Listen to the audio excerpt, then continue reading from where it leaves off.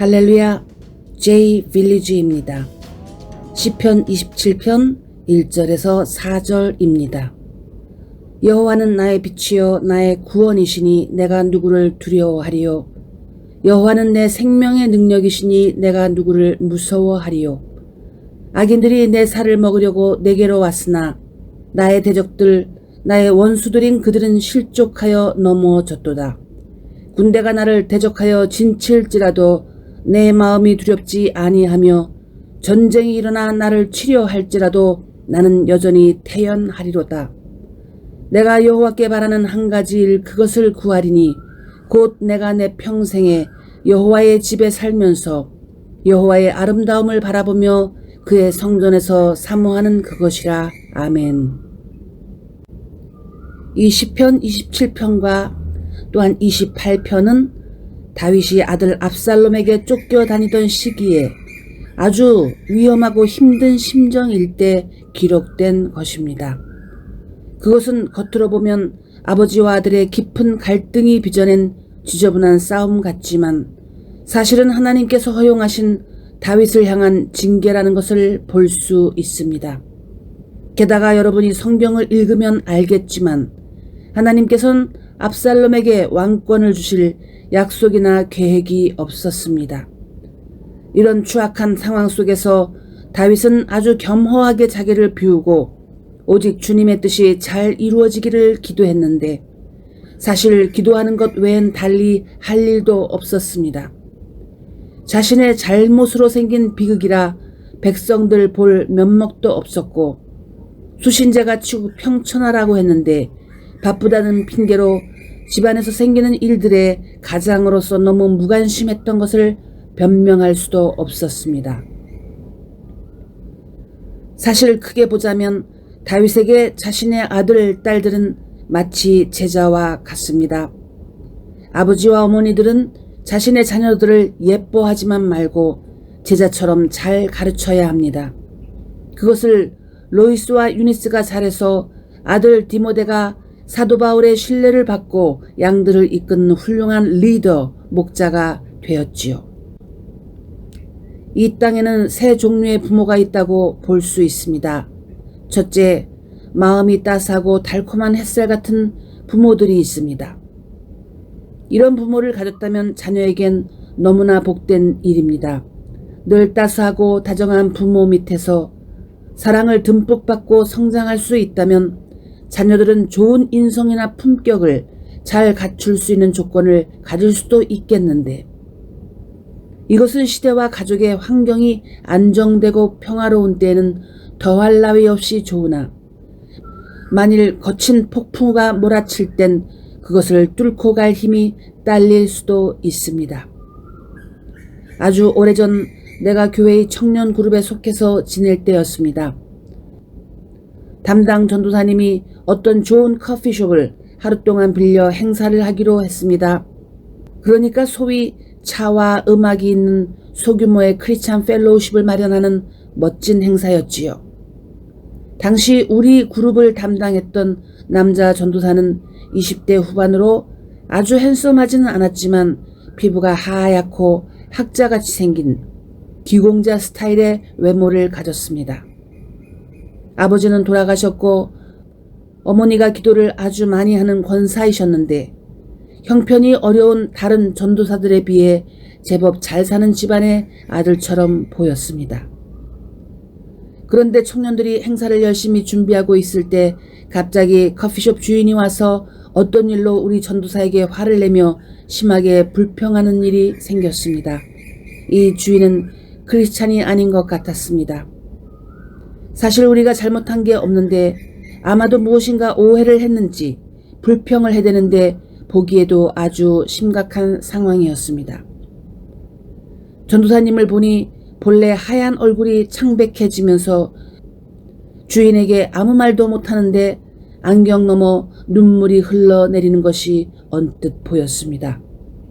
그 광경은 오랜 세월이 흘렀음에도 간혹 떠오르는데 왜 우리 전도사님은 그렇게 말도 제대로 못하고 눈물만 흘려야 했을까요? 후에 생각해보니 첫째, 어릴 때부터 엄마를 따라다니던 교회 학교에서 싸우지 말라, 부드럽게 말해라, 평화롭게 지내라, 그저 참아라, 지는 게 이기는 것이다, 예수님의 사랑을 보여주어라. 이런 것들을 늘 배우다 보니 거친 바람이 불어올 때 그것을 뚫고 나가는 방법을 몰랐다고 해야 할까요? 둘째, 이분이 원래 태생이 부드럽고 젠틀한 사람이라 특히 교회 밖에서 거친 상황을 대면할 때 어떻게 부딪히고 어떻게 언쟁해야 하는지 아예 몰랐던 것 같습니다. 그러자 그 전도사보다 나이가 조금 어린 형제가 나섰습니다. 이 형제는 이 일 저 일 닥치는 대로 하며 자기가 돈을 벌어 신학교를 다니던 신학생인데 봉사도 많이 하고 기도도 많이 하는 청년이었습니다. 다른 청년들이 늘 말하길 저 형제는 어딜 가도 굶어 죽진 않을 것이다 라고 했었는데 이 형제가 주인에게 사장님 저하고 말합시다 하여 두 사람이 무슨 대화를 나누더니 곧 해결되어 우리들이 계획한 행사는 원활히 시작되었고 은혜롭게 마칠 수 있었습니다. 이것은 정말 오래전 일인데 간혹 생각이 납니다. 그 전도사님의 어머니는 어느 목사들보다 은사들이 강력하게 나타나는 정말 기도를 많이 하는 권사였습니다. 그러나 그분의 아들 전도사는 자기 어머니 같은 수준이 아니었습니다. 또한 더 깊이 생각해보면 어머니 권사님은 남편을 먼저 보낸 과부로서 나름대로는 힘들게 자녀들을 키우긴 했지만 사랑하는 아들을 너무 샌님처럼 곱게 키운 게 아닌가 싶습니다. 그래서 어떤 거친 일이 생길 때 이 아들 전도사는 세상에 포악한 영을 가진 남자를 제대로 다룰 수 없었던 것 같습니다. 두 번째, 자녀에게 제대로 신경을 쓰지 않는 부모들도 있습니다. 안타깝게도 세상엔 이런 아버지 어머니들이 있습니다. 특히 아버지는 가장으로서 어떤 이유에서든지 자녀들에게 기본적인 가르침과 훈계를 잘 주어야 합니다. 그런데 어떤 부모들은 바쁘다고 하며 이 중요한 일에 손을 놓다가 결국 자녀를 망가뜨립니다. 그래서 나중에 내 아들 어디 있지? 내 딸 어디 있지? 하며 찾습니다. 그런데 찾아도 이미 늦은 것이 다 커버린 아이들은 부모의 말을 듣지 않습니다. 새삼스럽게 무슨 부모 노릇을 하려고 하느냐 그러한 태도를 보이지요. 세 번째, 군인처럼 아이들을 키우는 부모가 있습니다. 특히 어떤 아버지들은 아이들을 리틀 솔저로 키웁니다. 내 친구의 아버지는 직업 군인이셨는데 이 친구가 다른 아이들에 비해 빠릿빠릿하고 매우 영리했던 것으로 기억합니다. 아마도 부모의 영향이 있었던 것 같습니다. 또한 다른 친구는 가정교육이 아주 단호했던 것을 보았습니다. 아버지는 직장생활로 바쁘셨으나 특히 어머니가 집에서 살림도 잘하시고 자녀 교육도 제대로 잘 하셨던 것으로 여겨집니다. 어머니가 아이들이 부모에게 순종을 잘하도록 그렇게 키웠습니다.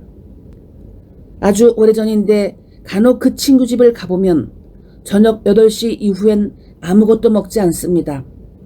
과일도 과자도 차도 아무것도 먹지 않습니다. 왜 그러냐고 물으니 어머니가 저녁 8시 이후엔 아무것도 먹지 말라. 치아에도 안 좋고 소화에도 나쁘다고 금지시켰는데 자녀들이 그것을 좋아하든 싫어하든 상관없이 절대 순종하는 것을 보았습니다. 부모가 아이들을 사랑하되 기율도 함께 잡아 기본적인 규칙을 지키게 하면 자녀의 인생에 엄청난 유익을 줄 수 있습니다. 그런데 다윗의 아들들이 하는 행태를 보면 다윗은 아버지로서 자녀 교육엔 그렇게 성공했다라고 볼 수 없을 것 같습니다. 그러면 하나님 아버지의 자녀 교육은 어떻습니까? 1998년도의 일입니다. 내가 한국에 있을 때 어느 날 미국에서 세계적으로 유명한 샌디 제이콥스가 세미나 강사로 온다는 광고가 있었습니다. 나는 세미나에 참석했는데 가보니 전국에서 수많은 목회자들이 참석을 했고 특히 당시에 신디 제이콥스의 책들이 베스트셀러가 되어 있어 많은 주의종들이 그녀를 통해 나타나는 성령의 파워를 부러워하며 메시지를 듣기를 원했습니다. 첫째 날 점심 식사 시간에 주변의 식당들로 흩어진 사람들은 너나 할 것 없이 강사에게서 나타나는 능력을 얘기하며 당신은 평소에 기도를 많이 하니 한국의 신디 제이콥스가 되어라 하며 서로를 격려했습니다. 그런데 아주 흥미로운 것은 대부분의 사람들이 나는 사실 한국의 신디 제이콥스가 되고 싶다 라고 말하고 싶은데도 감히 목구멍에서 그 소리가 나오지 못하는 것을 느낄 수 있었습니다. 즉 내가 아니라 내가 되고 싶다인데 차마 부끄러워서 말을 못하는 것이었지요. 그날 세미나가 끝난 오후 나 혼자 길을 걷는데 갑자기 어디선가 바람이 불어왔습니다. 바람이 불 날씨간인데 이 쓸쓸한 바람은 무엇이지? 난 곧 그 바람 같은 것이 거리에서가 아니라 내 속에서 부는 어떤 기운이라는 것을 알게 되었습니다. 그리고 갑자기 성령께서 말씀하셨습니다. 나는 아주 슬프다. 난 침묵으로 질문했습니다. 왜요? 너무나 많은 크리스찬들이 엔터테이너가 되려 하는구나. 세미나에서 컨퍼런스에서 아름다운 스테이지 위에서 강사가 멋진 은혜로운 메시지를 전하니 그것을 부러워하고 베니힌 같은 멋진 설교와 찬양을 보면서 그와 같은 사람이 되고 싶어 한다. 하나님의 사람이 아닌 연예인 같은 유명인이 되고 싶어 한다. 그래서 나는 슬프다. 그때 나는 알았습니다.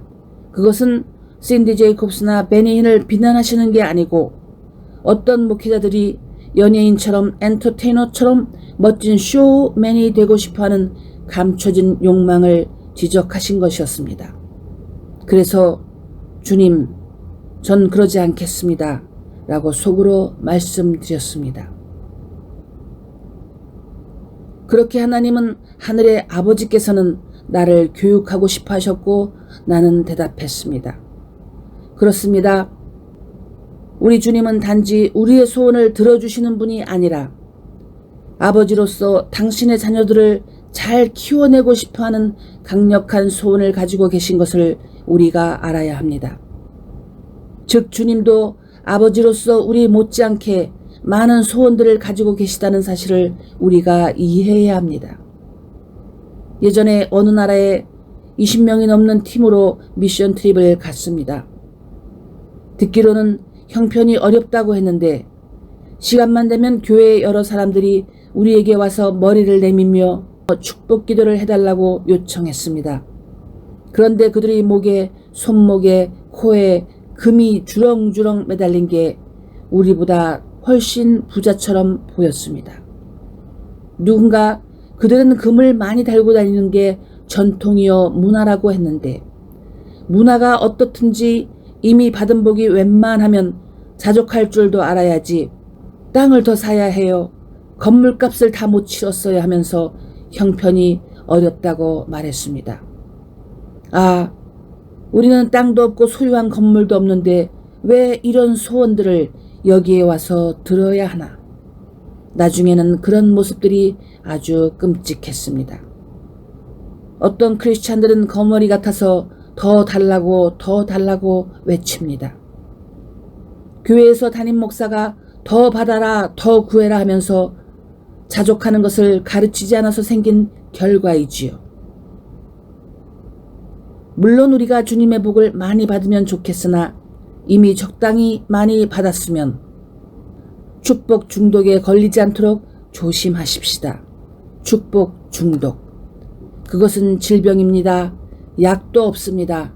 너무 복에 애착하지 마십시오. 아니면 금을 어디에 잠시 감춰두고 와서 축복 기도해달라고 해야지 금이 없는 주의 종한테 금을 많이 달고 와서 더 달라고 하면 주님께서 어떻게 생각하실까요? 게다가 그 담임 목사에겐 20살짜리 아들이 있었는데 키도 크고 잘생기고 노래를 특별히 잘했습니다. 그래서 날마다 워십을 인도했는데 교회의 소녀들이 이 왕자님을 너무나 사모하는 게 보였습니다. 이 아들은 왕자같이 입고 워십을 인도하는데 프로그램 스케줄을 보면 40분 정도 인도할 수 있었습니다. 그러나 1시간이 훨씬 넘고 1시간 반이 되어도 멈추지 않았습니다. 말씀을 전할 강사들이 아무리 기다려도 이 왕자님은 다 무시하고 자기를 컨트롤하지 못했습니다. 게다가 야외 무대를 만들어 집회를 하니 대형 라이트를 보고 달려드는 수천 마리의 날벌레 나방들은 라이트에만 몰려드는 게 아니라 강단 위에서 이제나 저제나 기다리는 강사들 얼굴에 눈에 코에 머리끝부터 발끝까지 마치 옷을 하나 더 입은 것처럼 들러붙었습니다. 그러나 이 아버지 목사는 아들이 너무나 사랑스러운지 그냥 바라만 보고 있었습니다. 그러니 아무도 감히 멈추라고 말할 수가 없었지요. 나는 이 목사님이 너무나 좋은 분인 것을 압니다. 그분은 젠틀맨에 과묵하시고 어린 시절부터 고난을 많이 겪은 분이셨습니다. 그런데 자신의 아들은 제자로 키울 수 없었습니다. 그럴 의향도 없는 것 같았습니다. 아들은 이미 아름다운 버르장머리 없는 왕자가 되어서 아버지 머리 위에 앉아 있었습니다. 다윗은 여러 아들들이 있었지요. 개중 암논, 압살롬, 아도니아는 아직 젊은데도 죽었습니다. 셋 다 살해당했습니다. premature death, 요절한 것입니다. 왜 이런 일이 생겼습니까? 그들은 자기의 육을 컨트롤하지 못했고 하고 싶은 대로 방자하게 행하다 그 결과 요절당했습니다. 다시 말하지만 이 시편 27편은 다윗이 아들 압살롬에게서 쫓겨나 도망다니며 주님께 드린 기도였습니다. 사실 다윗이나 우리들이나 하지 않아도 될 고생을 하는 경우들이 있습니다. 그것은 하지 말아야 할 어떤 일들을 저지르며 받는 징계로 인한 것입니다. 우리는 징계보다는 은혜를, 심판보다는 더 큰 응답을 받을 수 있는 자신으로 만들어가는 것을 배우도록 하십시다. 실수와 잘못은 줄이고 보다 성숙한 모습으로 자신의 믿음과 큰 은총을 멋지게 세워가는 하나님의 사람이 되십시다. 기도하겠습니다. 하나님 아버지, 어느 부모가 자녀에게 생선 대신에 뱀을 주고자 하겠습니까? 맛있는 빵 대신에 돌덩어리를 주고자 하겠습니까?